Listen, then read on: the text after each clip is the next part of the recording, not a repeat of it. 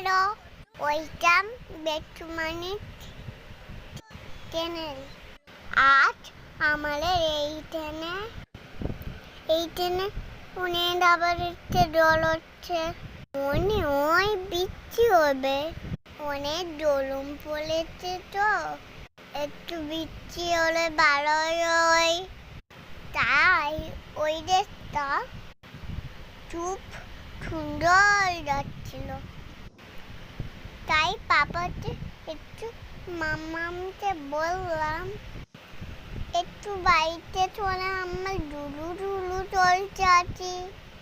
তাই আমি মাম্মাম পাপা একটু এইখানে দাঁড়িয়ে চলে দুলতে ফেলে দিলাম। এমা এইখানে ডুলু